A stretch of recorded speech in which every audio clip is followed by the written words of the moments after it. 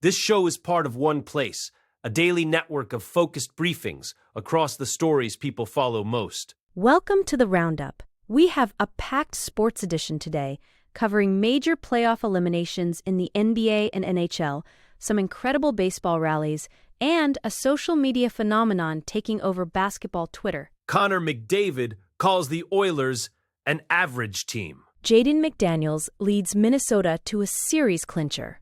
Nikola Jokic faces an early exit in Denver. Timberwolves set up a clash with the Spurs. Knicks crush Hawks in a record-breaking blowout win. Schwarber powers Phillies to a dramatic doubleheader sweep. Olympic figure skaters struggle with Mets' first pitch. A fictional Grizzlies-Warriors series goes viral on Twitter. Starting with the NHL, the Edmonton Oilers season has come to a crashing halt, and Captain Connor McDavid isn't pulling any punches about why it happened. After reaching the Stanley Cup final just last year, the Oilers were bounced in the first round by the Anaheim Ducks, a team that hadn't even seen the postseason in 7 years. Following the Game 6 loss, McDavid described the Oilers as an average team all year long. It's a staggering admission from the face of the league, especially considering he signed a team-friendly extension specifically to help build a contender. Despite the star power of McDavid and Leon Draisaitl, the team struggled with injuries and a penalty kill that was statistically the worst in the playoffs. It really highlights the gap between expectations and reality in Edmonton. They tried to address their weaknesses by bringing in goaltenders Connor Ingram and Tristan Jarry, but the defensive structure just wasn't there when it mattered most. McDavid's honesty reflects a deep frustration. He noted that when an average team has high expectations, disappointment is inevitable. While the Oilers head home to figure out their identity, the NHL is moving forward with announcing award finalists. Ironically, McDavid is still a finalist for the Ted Lindsay Award for Most Outstanding Player, alongside Nikita Kucherov and Macklin Celebrini. It's a strange juxtaposition to be recognized as the best individual while your team is being labeled as mediocre by your own admission. Moving to the NBA, in a massive NBA playoff upset, the Minnesota Timberwolves have officially ousted the Denver Nuggets in 6 games. Jaden McDaniels was the absolute star of the night, putting up 32 points and grabbing 10 rebounds in a 1-1-0, 9-8 clincher. What makes this even more impressive is that Minnesota was playing without their top 3 guards due to injuries. They were forced to go with a massive lineup featuring Rudy Gobert, Julius Randle, and Naz Reid. This big ball approach completely overwhelmed Denver in the paint, where the Wolves held a 6-4, 4-0 scoring advantage. Terrence Shannon Jr. also stepped up in a surprise start, contributing 24 points and providing a level of speed that the Nuggets simply couldn't track in transition. McDaniels really embraced the villain role in this series, and his defensive presence was just as vital as his scoring. He spent the night making life miserable for Jamal Murray, who was held to just 12 points on a dismal 4-for-17 shooting performance. The game was tight late in the fourth, but Shannon's three-point play followed by a signature 19-foot dagger from McDaniels sealed the deal. Minnesota's defense has been the story of the postseason so far, and they managed to feed off a raucous home crowd to neutralize the defending champs. Now, the 6th-seeded Timberwolves are heading to San Antonio for the second round, proving that their size and defensive grit can compensate for even the most severe backcourt injuries.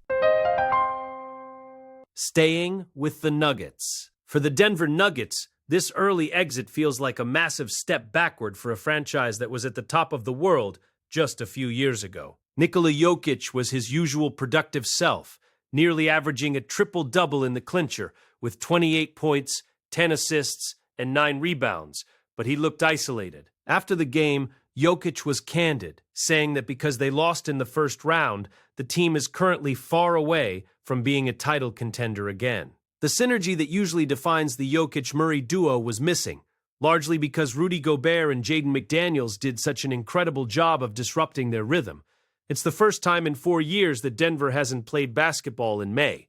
The injury bug certainly didn't help Denver's cause, as they were missing Aaron Gordon for half the series and Peyton Watson entirely. Jamal Murray expressed deep frustration with his own performance, noting that he simply didn't show up when the team needed him most. The Nuggets, who led the league in offensive rating during the regular season, were held under 100 points 3 times in this series alone. Jokic dismissed the what-if scenarios regarding their injuries, acknowledging that Minnesota won despite being short-handed themselves. Now, the front office faces a long offseason of questions about how to rebuild the supporting cast around Jokic to ensure they don't waste the remaining prime years of a 3-time MVP's career.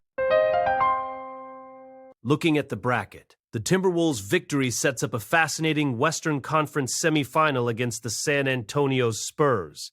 While the Nuggets are left to wonder what went wrong, Minnesota is looking ahead to Monday's opener with a lot of momentum. There's even talk that they could be boosted by the return of Anthony Edwards from injury, which would be a terrifying prospect for any opponent given how well they played without him. The series against Denver wasn't just about basketball skill. It got physical and heated. In the final game, Jokic was involved in an altercation with Jalen Clark that resulted in technical fouls for both players and Naz Reid.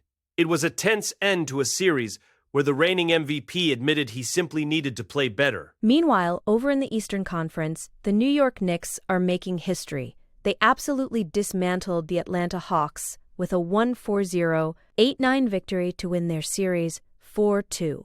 That 51-point margin is a franchise record for the Knicks in the playoffs, and their 47-point lead at halftime was the largest in NBA postseason history. Karl Anthony Towns recorded a triple-double, and OG Anunoby led the scoring with 29 points. This marks the 4th consecutive year the Knicks have reached the semifinals, showing a level of consistency the franchise hasn't seen in decades. They'll now wait to face the winner of the Celtics and 76ers series, which is heading to a decisive Game 7 after Tyrese Maxey's 30-point performance kept Philadelphia alive.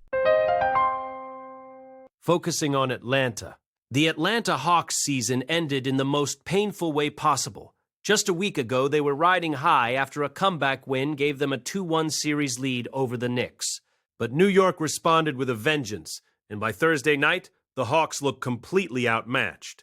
At one point, the Knicks led by 61 points. Hawks coach Quinn Snyder credited New York's physicality and experience, noting that his team simply had no answer for the Knicks' core of Brunson, Towns, and Anunoby. The Knicks benefited from a level of continuity that Atlanta just hasn't developed yet, especially with several New York players having played together since their college days at Villanova. It was a harsh reality check for a young Hawks squad. Nickeil Alexander-Walker, who was recently named the NBA's most improved player, was visibly upset after the loss, calling the team's performance disgusting. He pointed out that at no point during the regular season were they that bad, but they picked the worst possible time to collapse. Despite the blowout, there are silver themes for Atlanta.